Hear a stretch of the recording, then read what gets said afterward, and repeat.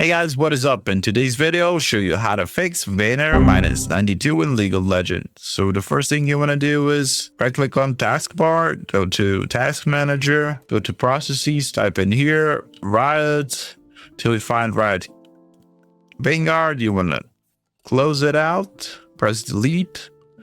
Also with the tray notification, you can close out the client also. After you've done that, you want to go to search and type in add or remove programs.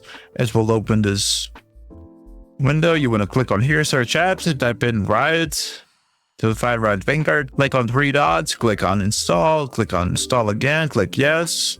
It will ask you to uninstall it, click yes.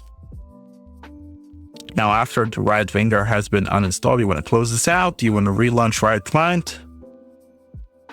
You want to go to League of Legends. And it says here, install Vanguard, update.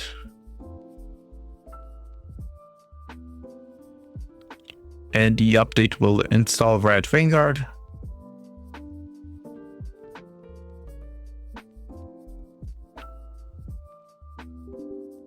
Click allow or yes.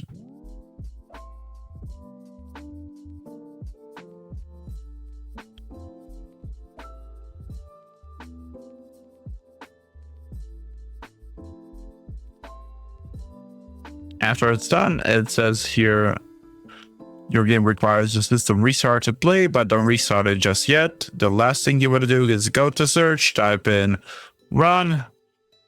In run, you want to type in this, services.msc. You want to click OK. And in here, you want to press V on your keyboard till you find VGC. You want to double click on it, and it says here manual. You want to switch it to automatic, not the delayed start, just automatic. Click apply. Okay.